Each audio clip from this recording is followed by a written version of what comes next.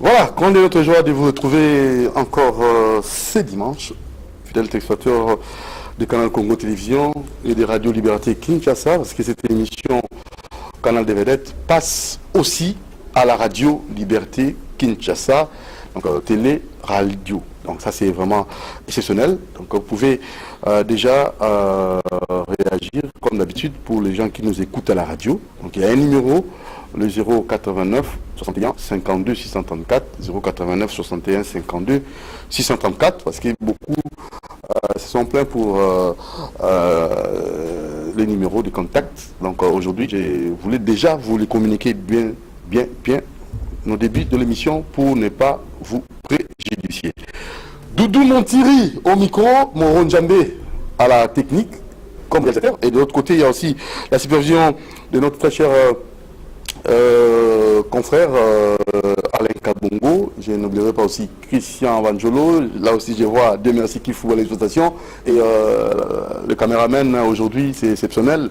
Nous avons croisé notre très cher ami Le Chouang Yves. Il est avec nous comme par hasard, parce que les dimanches, très souvent, il est à l'église. Mais aujourd'hui, il s'est décidé d'être ici pour travailler. Jacques Wandeng a besoin de la régie d'antenne. Hein? Bien des bonnes choses à vous, les vieux Jaco. Alors, nous avons aussi Pamela Oladj, qui est venue aussi pour nous assister ce dimanche exceptionnellement. Alors, nous remercions vous qui nous suivez et qui nous prodiguez comme ça des conseils. Et nous allons travailler toujours dans l'optique de vous satisfaire, vous informer comme il faut. Mais de façon culturelle. Il est là, notre invité de marque de ce dimanche. Lui s'appelle le prophète Eli Loto Wimberg, communément appelé Koinana. Très souvent, on l'appelle aussi Koinana Ponanine, parce que le titre de son album commence comme ça à représenter la personne partout. Prophète, hôte de l'éternel, Eli Loto, bonjour. Bon dimanche. Merci beaucoup. Pareil. Bonjour, bel après-midi. Alors, merci beaucoup pour l'accueil et puis cadre et puis plateau.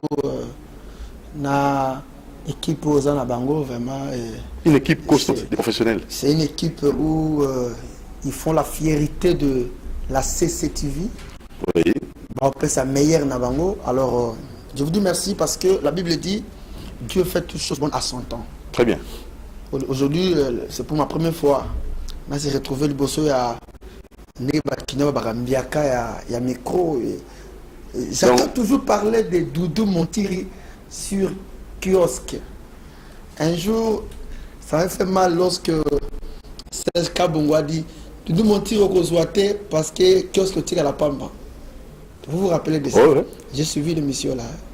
Ah bon? Ah oui. Donc, il y a une députation. Pour kiosque tire à la ville. Pour Moutaro Simba kiosque à Ozalati. Comme député. Alors, c'est ça.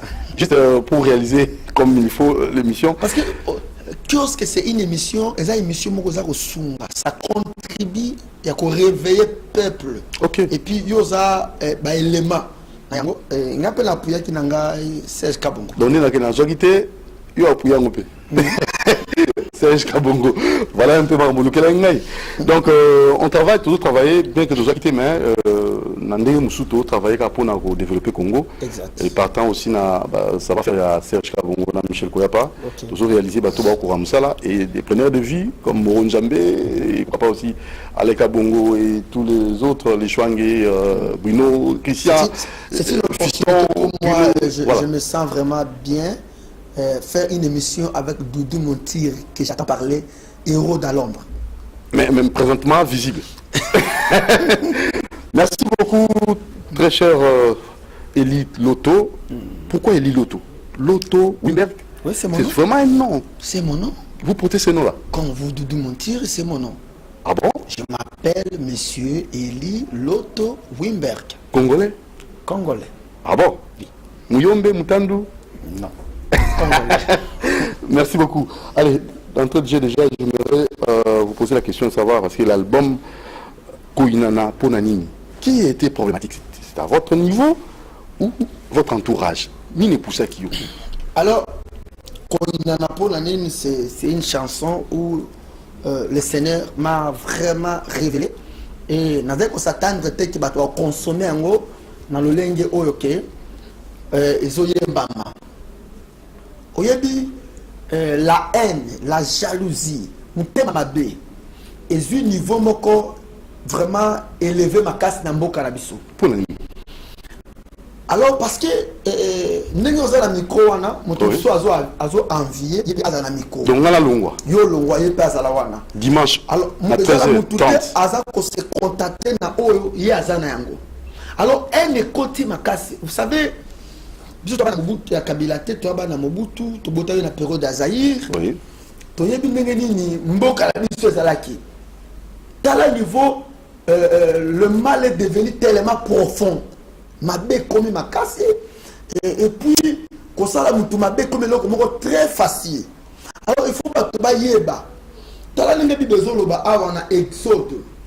Exode chapitre 20, le verset 6. Exode chapitre 20, le verset 13, pardon. Exode 20, verset 13. C'est le 6e commandement de Moïse, où on appelle ça Israël. Bible besoin le tu ne tueras point au kobomaté. Maintenant, pourquoi la Bible dit tu ne tueras point? Pourquoi la Bible les outils accent, ils ont empêché, ils ont boya que au kobomaté? C'est-à-dire, il faut qu'on évite koboma. Il faut qu'on évite que ça la moutumabe. Parce que Exode chapitre 20, le verset 13, nous fait voir que tu ne tueras point. Ça veut dire il faut éviter de tuer dans la vie. Il faut que boya koboma. Selon Jérémie, Jérémie chapitre 26, verset 15. Jérémie a expliqué pour la ligne kobomate, pour la ligne kotangisamakilate. Jérémie a dit pour ne pas se charger du sang de la personne.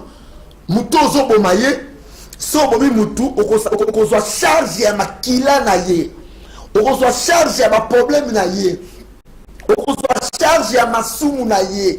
Voilà pourquoi Jérémie chapitre 26, verset 15. Alors, il faut éviter de tuer pour ne pas se charger du sang de la personne que vous voulez tuer. La personne que vous avez tuée. Alors, comme ma koina, eza, elo komoko, yamalamute pour ne pas se charger du sang de la personne. Papa Doudou Montir, koina. Tuer une personne. Mais Koboma Muntu, ça veut dire quoi Koboma? Koboma Muntu, ça signifie quoi? Parce que ils ont la l'église, pasteur, je n'ai jamais tué. Mais Exode 20, verset 13, tu ne tueras point. Matthieu chapitre 5, verset 21 à 22. Tuer selon Jésus. Jésus comme pour la Jésus, tuer ça veut dire quoi? Tuer ça signifie quoi? Matthieu chapitre 5 verset 21 à 22. Jésus a dit vous avez entendu que il a été dit et le Bama aux anciens, tu ne tueras point.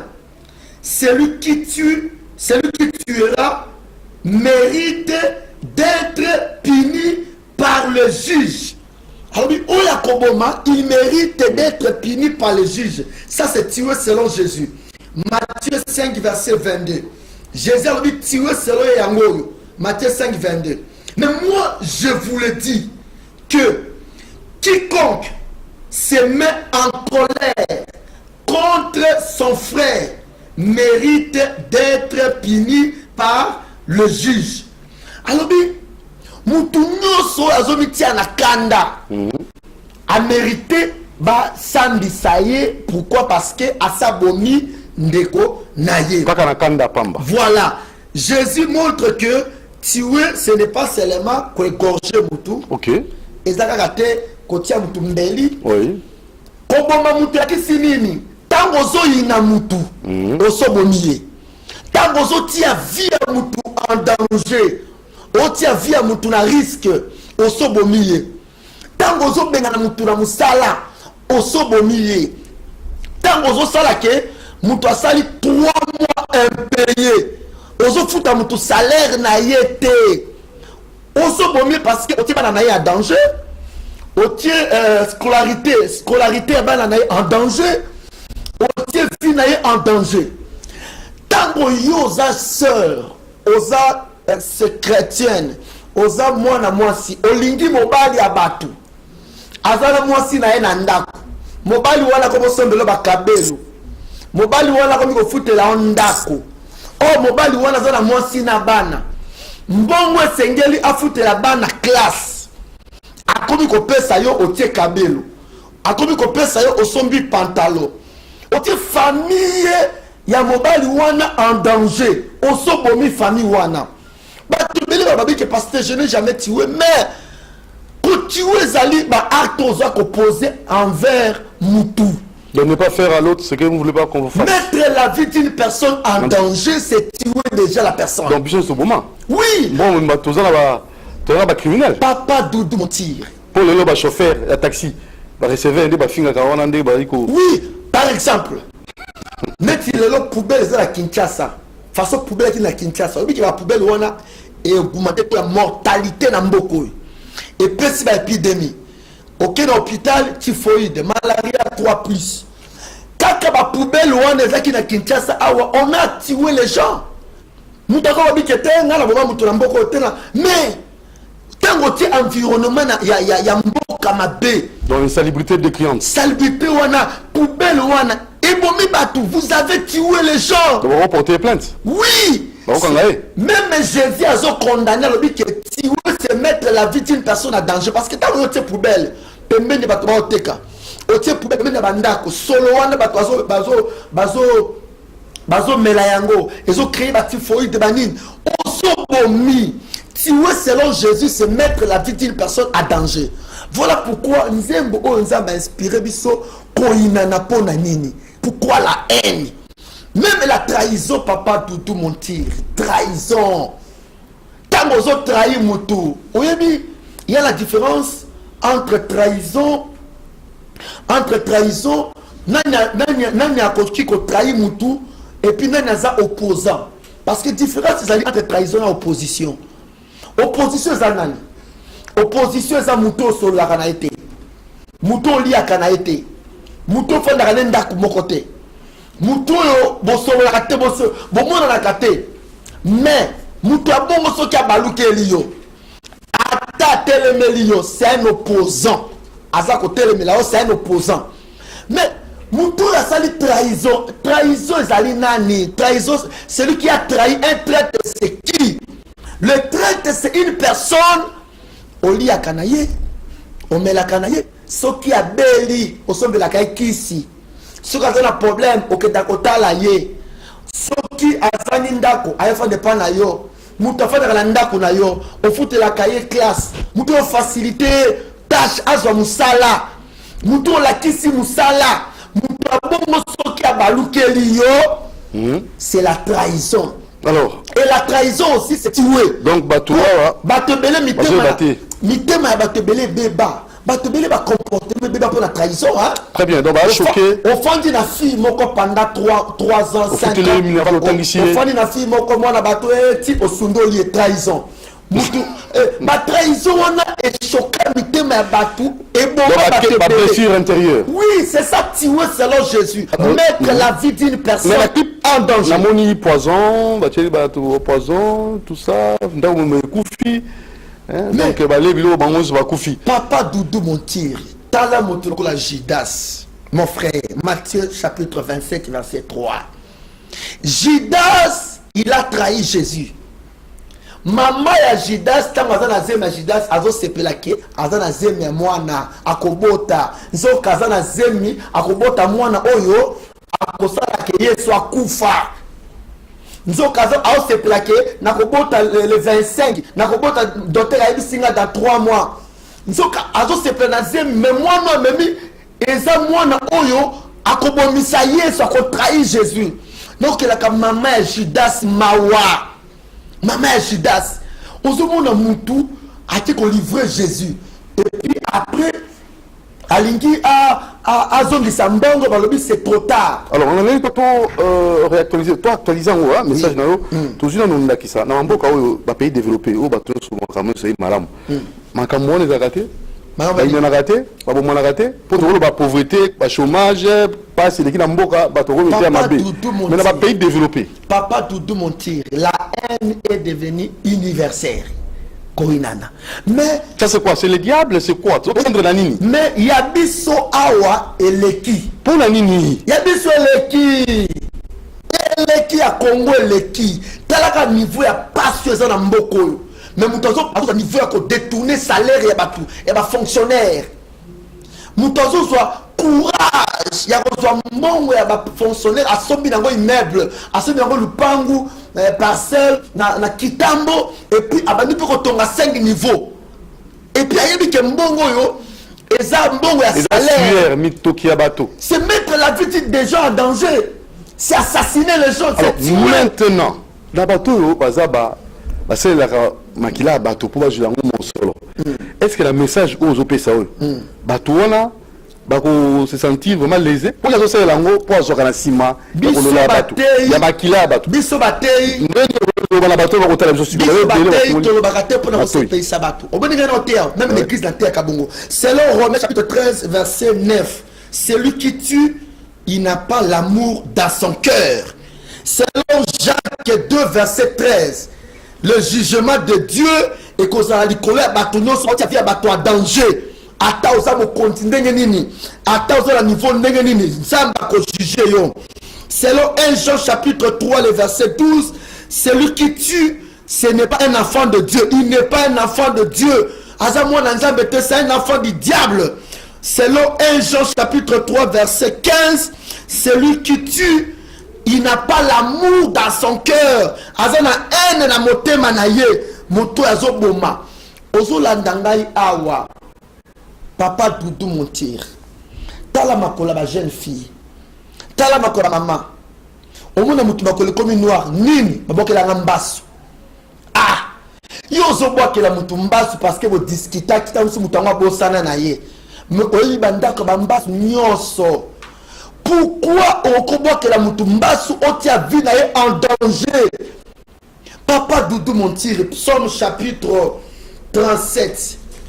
Bandeko bazolanda Psaume chapitre 37 batanga yango le verset 3 Bible Biboye. Confie-toi en l'Éternel et pratique le bien. Mi pesa epa ya nzambe paye kola kosala malamu. Ezala bato basali mabe mingi. Mais c'est quoi bato ba kosala commerce? Basali mabe mingi na mboko yo. Prophète litolo. Basali mabe mingi na mboko yo. Ezala bato basali mabe mingi na ba quartier, basali mabe mingi na famille. Osali mabe mingi na famille mobali na yo, na famille ya mwasi na yo. Osali mabe mingi na ba jeune fille. Répands-toi au nom de Jésus-Christ. Prophète Eli Loto. Tolo tsanzembo ka milité na twisi ko bato basala ka commerce ko teka ka organe bato. Ako ko moto po teka ba organe na ye azo sala commerce wana ko mvama na ko sima ko mo bato ba nyama. Po ya zoka ba organe ateka. Ta bato ba na kata mboko na biso. Na ko mboko na bina monde entier to ko ka masolo wana to mona ba réseaux sociaux bien que na ba mboko te na ba réseaux sociaux ndeko to ko ta. Bato ndengi wana asala commerce ya ba organe bato. Papa Doudou mentir. Bénédiction ezambongo te. Bénédiction est amis tout caté. Bénédiction est immeuble te. Bénédiction est promotion sur le musalate. Bénédiction est que olukanganga ba bénédiction la gouvernement oyo. Mais bénédiction est souffle de vie. Oye de lo komoko. Oroza na bandako. Mais ce qu'on confie les lots, ba kobenga on a des pauvres. Car la matanga. Peut-être après 2 jours na day bazo présenter bana na otala bana pauvre kingani. Je crois que ce ka bakalo bango. Ouais. Oyo bana pauvre Gerbertine, oh, ben la pauvre Suzanne, oh, ben la pauvre Gaspard. Pourquoi bazo benga ye pauvre? Atiki ndaku.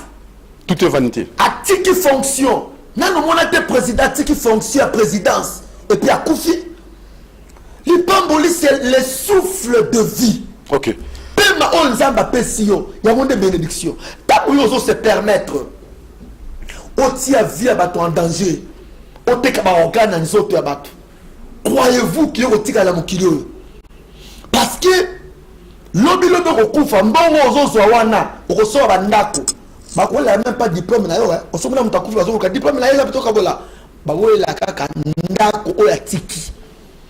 Zwa na ba mbongo mais souffle nzamba pesio eleki mbongo.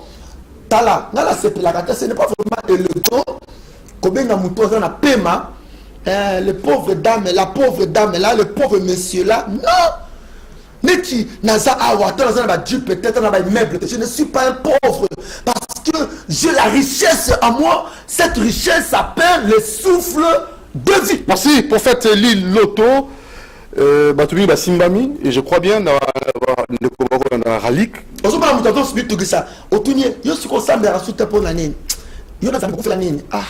Parce que nga nzambe bo nga mamba libala nga nga go ebe yo bolingola yo ya solo za Jésus ye oyo ya solo c'est Jésus. Très bien. Ye oyo na yo c'est Jésus. D'abord Jésus pour la mariage c'est sa bénédiction te yaya.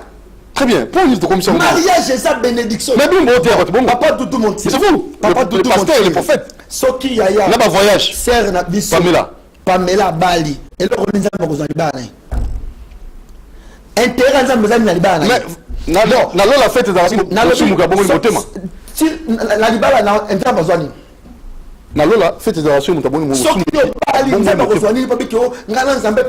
Parce que mais là, vous n'êtes pas contre le mariage. Je ne suis pas contre le mariage, mais je veux pas que mariage c'est comme si Nabala et Obwe ressemble parce que au bali n'a noté du n'importe quoi. Merci prophète Eli Loto. Naleli peuple congolais. Naleli passe dans mon thème. Koinana pona nini. Tozo wele. Miname. Koinana pona. Obi niveau ya un mboko. Hein et comme na niveau que obi ngumo la fanda na mwana ngabu auta la catch américain. Papa, écoutez, s'il vous plaît. Olinga kaete à Salinine. Ou à Saline le est-ce que ce que les États-Unis au matin je n'ai moko. Au moins la moutoute bosso la. Donc vous na bunda pona Messi na Ronaldo. Tout m'appelle ma confiance. Ozo ina mouto. On a une. Toi là nous depuis la prophète Eli Loto. J'ai vraiment aimé message nao. Et nous rappelons à Batoir National Radio. Vos SMS, beaucoup à 089 61 52 634 089 61 52 634 Radio Liberté Kinshasa FM 96.8 MHz. On y va. Quoi les enfants, vous y là? Oui.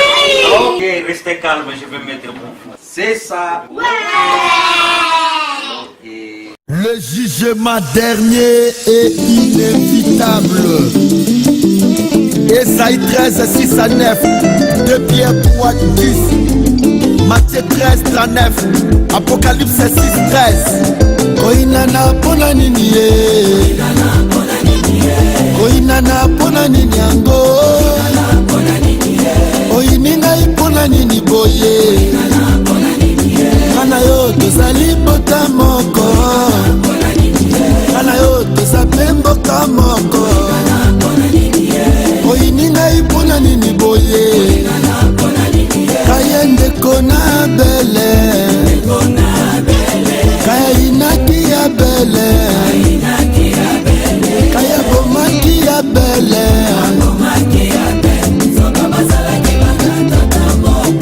tata moko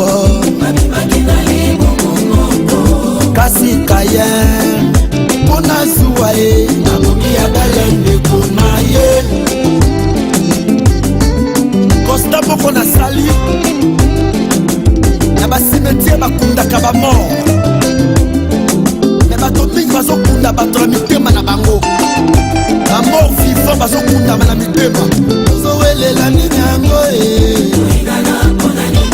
kana yo ezali ya makila yatina nini tokoma binemi oyini ngai mpona nini vraiment otoli ngai mpona nini boye oseki ngai mpona nini ye bayinaki Joseph we batekaki Joseph we vraiment tata moko pona mbongo pona zuwa abomi ndeko ayini pe abomi ndeko na ye ngana yo tozali mboka moko ngana mboka mongana yo ekolo moko tozowelela nini yango oyini ngai mpona nini boye. Est-ce que so obisi mutu mutema be mutu ndoki mutu na nkanza oyini ngai mpona ça oyo komona bato ine oyebi bato mosusu bazwaka barole ya bien te tala role Judas azwa koboma Jésus ezala bato bazwaka role ya bien te ata na théâtre batiaka na role kaka koboma. Donc il faut qu'on soit rôle et à bien na kati ya vie. Très bien. Et ça la kalo comme très. Alors message clé au ba ko ngana nzembo yo. Bon, et le on a na mukuse pour tous les canaux. Na kala mutu aza victime ya ba haine, ya ba jalousie, oza mutu liboso te.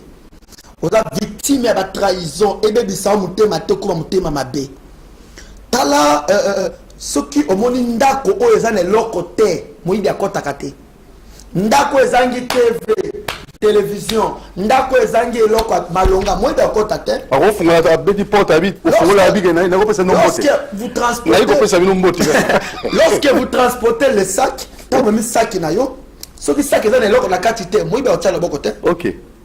Pour moi ba tshela le boko na sac ayibi ke mbongo za na kati. Très bien. C'est-à-dire quoi? Ce que so ba haine, ba jalousie. Ba combat, c'est-à-dire kati na yo makambo zali wana loko mo nzambe loko ils te feront la guerre mais ils ne te vaincront jamais. Ba musuba zo jalousie na propre famille na ye moko wana liboso te ko ina famille pona yango te. Joseph ba ina na famille na ye. Moïse yaya na ye propre. Myriam yaya Moïse Aaron ba to salela ndeko na bango complot tala ya bandeko na ye propre.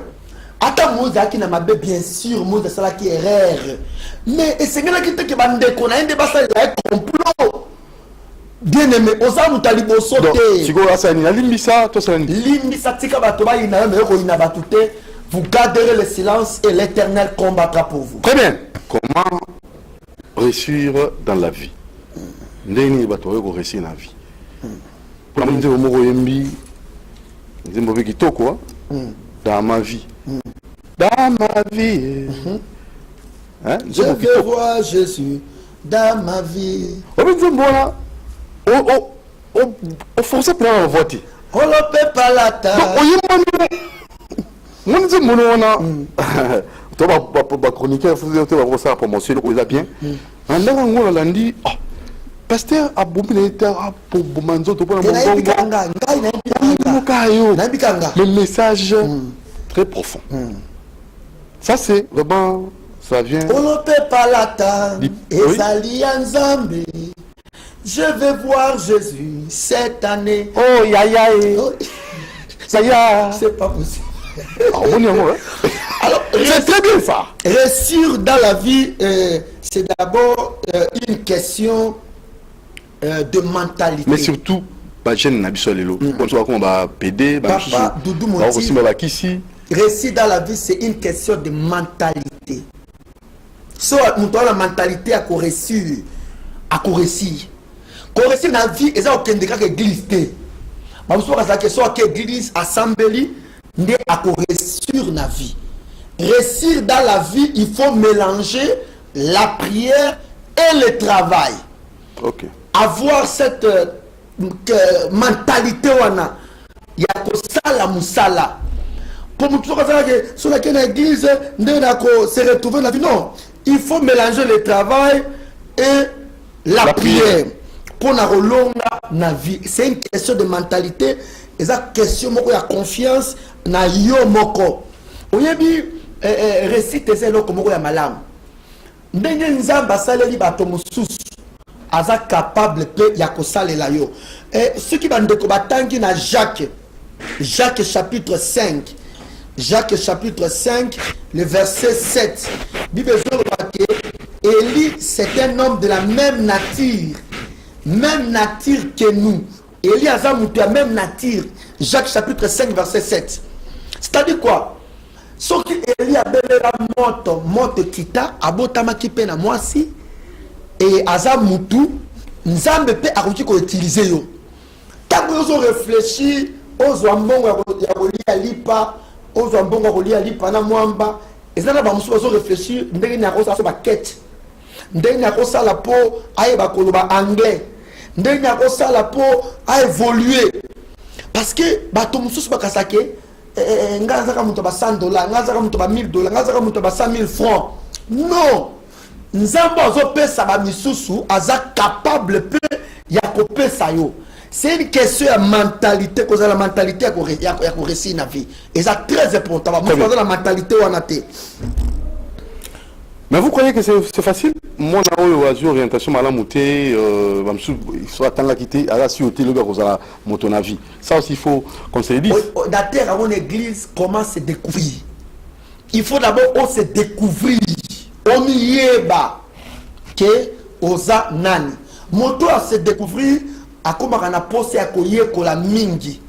Sora ba kuma mutuka te, il fallait ba kuma mutuka. Oyebi muto na esprit à récite. Net oza cameraman, ko sora la cameraman te. Il faut ba montage. Il faut yeba ko simba nyonso. Ça c'est l'esprit de la récite. Muto na esprit à récite était depuis la CCTV cameraman. Atira la cameraman 10 ans. Mais muto na l'esprit à récite. Asa cameraman à CCTV en dehors du caméraman, à cause de l'effort, à faire montage, à faire son, on est allé esprit à réussir la vie. Ok, donc voilà. Un peu de créativité, tout ça. Voilà. Mais dans ma vie, dans ma vie, il sera que l'argent appartient à Dieu, l'or appartient à Dieu, l'argent appartient à Dieu. L'or appartient à Dieu. Il faut jamais tuer à cause de l'argent. Il faut jamais voler car l'or appartient à Dieu. Koluka. Comment se découvrir? Se découvrir aux anani. Moi, je papa. Si comment se découvrir, faut Luka. Si on a la mbongo te. Na besoin d'un bon retour, na combien na 20 000 francs pendant ça 20 000 francs. Oh, mais 20 000 francs c'est belé. 20 000 francs c'est bon belé. Ay papa nos yeux batena ça il y a kana inspiré. Na ibi c'est 20 000 francs wana. Bande ko balimbi ça. Que nous sommes pas papier hygiénique. Soma papier hygiénique banda ko déficit yango na avenir. A déficit papier hygiénique na avenir, coin ti coin. Après 48 heures avec récolter mbongo, oui, 20 000 francs, combien? A vu 60 000 francs. Et après, à Sobi le sous, les lots aux jeunes dans la capitale, au moins 5 millions, 4 millions de francs congolais. Très bien. Et c'est là que sous, à ce niveau que la miniserie, tu as la banne, tu as la miniserie, papa Doudou. Banne, tu as la miniserie d'église. Par jour, ce bazou mouké, va 30 000 francs, 20 000 francs. Nous avons bien c'est la porte, c'est la fenêtre, 5 000, 2 000, on s'est retrouvés. Bio kanisi, gouvernement Koylo Moussala Nandako, Moussala Yango Yerozwa, surtout le gouvernement de africain, il y a Congo puis Afrique. Non, même aux États-Unis, sur le Facebook. Facebook, c'est américain d'État, gouvernement de créer un côté. Et ça va individu. Voilà. Un peu de créativité, non moins volonté, non détermination.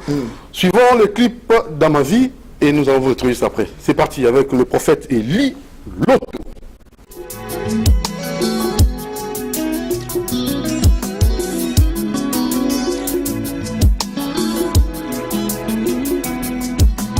L'argent appartient à Dieu, l'or appartient à Dieu, l'argent appartient à Dieu.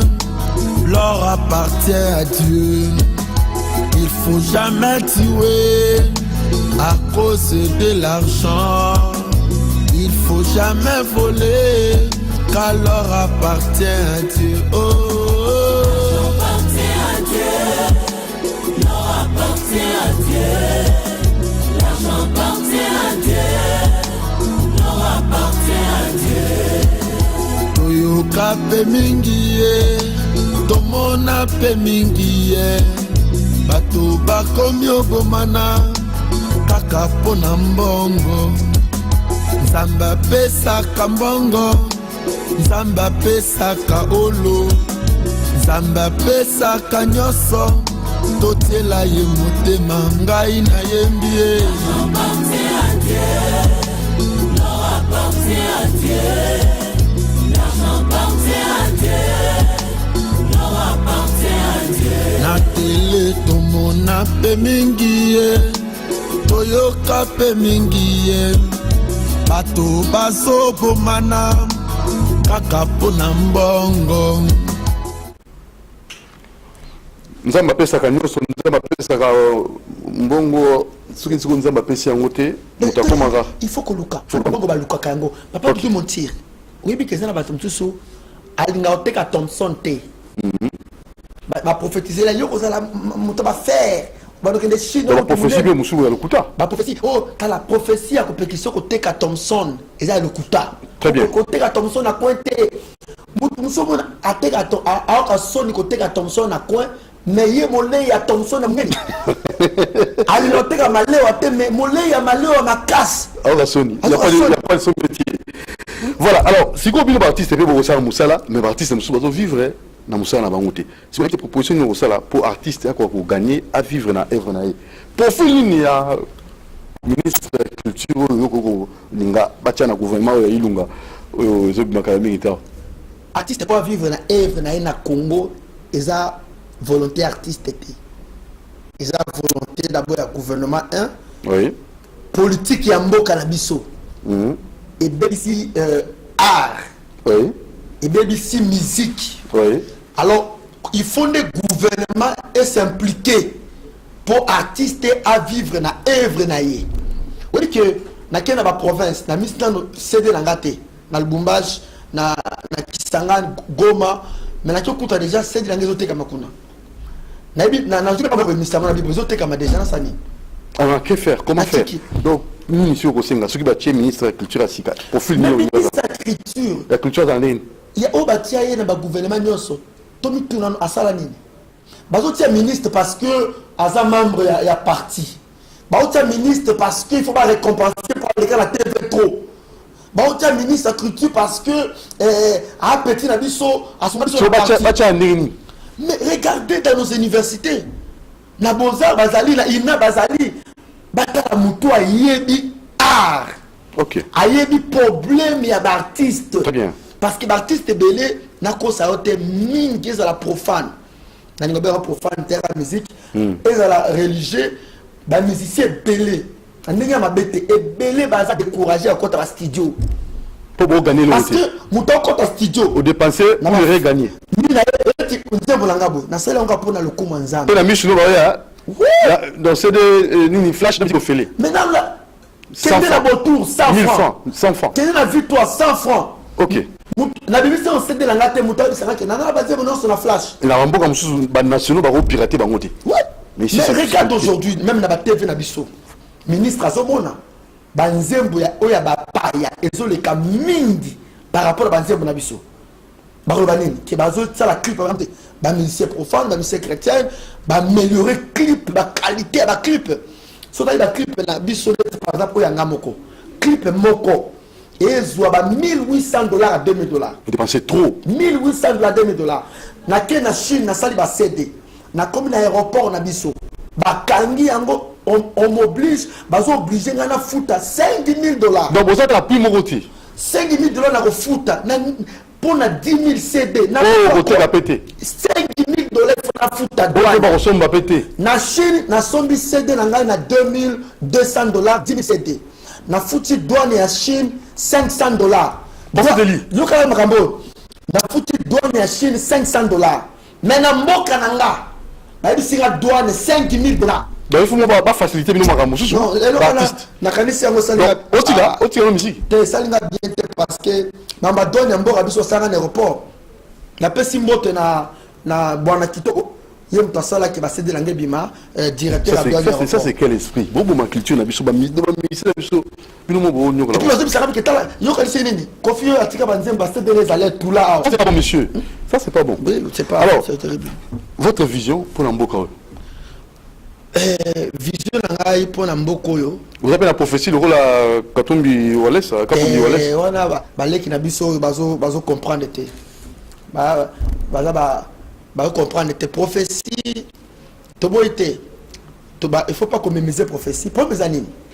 Na ba na pe la prophétie nangai. Pour le prophète non, prophète Élie l'autre. Non, la prophétie est alors à des ordres de terre. La prophétie, on ne les donne pas comme ça. Non. Au début, première année, on m'a dit président Félix. Avant comme président, avant l'église naïe. Et ça veut dire que pasteur naïe n'est pas sorti ma boko, pasteur non soit sorti ma boko boko fukama. Non. On a pas l'église, nana bandi, bala cause. Mon niveau dans l'église, nana directeur, ce qui nani, général. Ba général qui va l'église on a la kambaka. Ce qui va être bosso dans la tchéri bango maboko. Avec que pasteur nous na facilité bongo. Ngaso na kina bisika mususu mwana na ngaza mukonzi. Bako kozonga tina siba matisinga.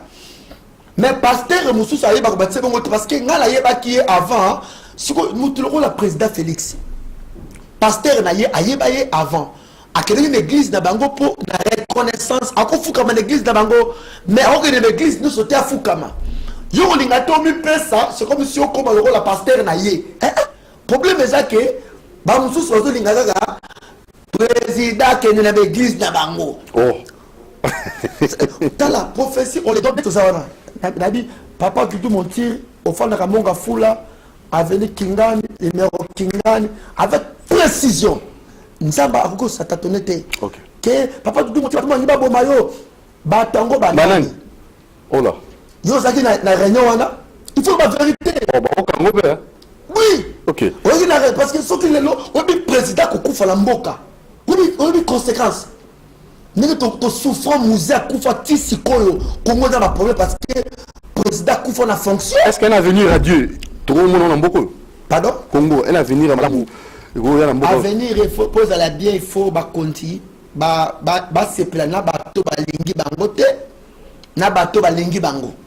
Surtout président na biso parce que biso to contacter makambo ba élection oyo même awa boto les cas qui apona côté ya makambo belé du colo ya ba élection et ça te que ceux qui m'ont critiquer président a comme nguna na ye il faut président na biso a la capacité ya ko se plan na ba critiquer ye na ba bazo critiquer été et puis ala ki sa biso ala ki sa Congo puis mokili mobimba moto aza na likolo au sommet. C'est un enfant de Dieu. Tu vas sentir que na Congo baza na président ya mwana na nzambe. Et puis tu vas sentir yango et la te que non ka la maloba. Et ça là comment on vivre yango que to sous président ya mwana nzambe. Andima baba zo critiquer. OK. Andima pe baba zo critiquer te. Mutu nyonso andima bango.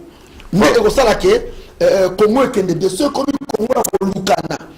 Sur l'équipe sur le bica na sécurité là nzela ba sala contre président Félix. Non. Au Néerlandais. Allez se confiter. Voilà. Alors, toko nasuka. Na hito za programme na yo bato roja ndenge nini robeta ba concert ou comment na numéro de téléphone pour bato so balandio. O ba CPI na matia. On ba nzemu na yo. Concert exaté. Exaté. Un concert programme concert exaté. Tu auras la programme va prier en église. OK. Mon colonini. Le lot a le dimanche. Dimanche le 30e aujourd'hui c'est le 9. Oui. Je m'abuse pas. Alega bonga makasi. Dimanche, le dimanche papa. Rapidement. Je crois je m'abuse pas ça peut être le 9. Alors aujourd'hui le 23 juin on a la prière lundi, mardi, mercredi, jeudi, vendredi à partir de 15h30, 16h. Mutu nyonso oyo alingaka prière à partir de le dimanche le 9. Ti le 23 juin, lobby lundi, mardi, mercredi, chaque jour à partir de 15h30. Na croisement Kigoma Bokassa, commune à Kinshasa.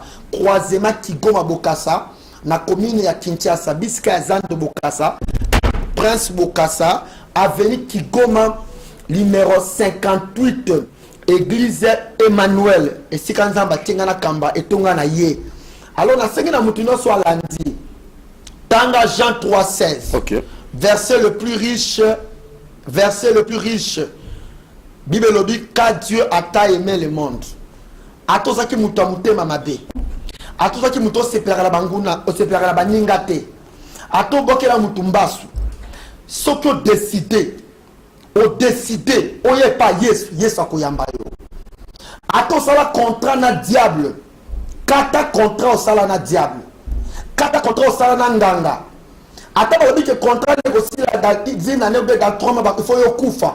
Kobange lo côté abengala numéro soko sala contrat na banganga osala contrat na monde moko ya mabe kata yango soit oluki biso oluki église moko basambela pona yo soko lingi o confesser ou o tubela ou ozola poser à prière benga na 085 42 51 703 085 42 51 703. Dieu est amour. Nzamba lingakayo, car Dieu a aimé le monde, il a donné son fils unique. Et ça c'est comme si nous avons la chemise moko. Après si chemise wana a fait torse ni. Nzamba lingiyo. Bongo la motema na yo, yekola ko sala malamu. Bima na via molili, bima na via basimi sato, bima na via masanga, bima na via kenet. Bima na via kofinga agenatika bima na via lotoko bima na via kuit bima na via wana ya basi misato basi minei soko so fanda na basi depuis kala nzamba ngene na ko localiser yo pour o vivre via malam o vivre sengo tata contrat sala na diable contrat na yesu zali ti na lola na lo sambo to gagner vie éternelle toi na séminaire et bandi le dimanche le 9 dans l'église Emmanuel, il y a 2 semaines, dimanche le 23. Chaque jour à partir de 15h30. Lundi, mardi, vendredi, 15h30. Il y a un croisement Kigoma Bokassa. Merci, prophète Eli Loto. Tokoli qui était matière, on a eu 6 minutes, on va te belé. Et Tokoli qui était, qui va au diable, on va message au Kitoko, tu copies ça. Je vous en prie. Merci pour l'accueil. Merci pour l'émission. Voilà. Tout le monde Tombama. Yesu Tombama yayayi. Tombwa bango batomboli banganga biso tomboli Jésus. Bango batomboli babage biso tomboli Jésus. Tombama Yesu Tombama na yo. Vraiment nous allons poursuivre avec d'autres invités. Allez, suivons ton moment. Oui, on confondait la matière, alors ça c'est la conversion totale.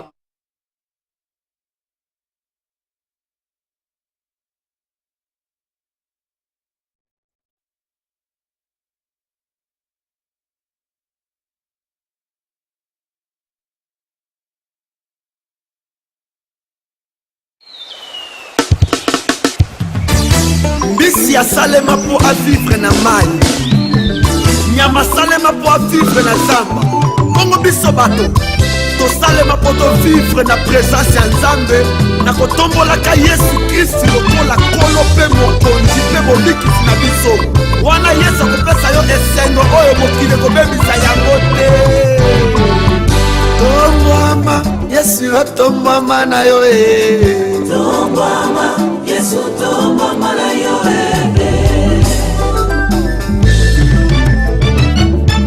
tombwama jésus tombwama na yo tombwama yesu tombwama na yo yaya tombwama jésus tombwama na yo tombwama yesu tombwama na yo jésus tombwama zwa lokumu yaya tombwama yesu tombwama na yo jésus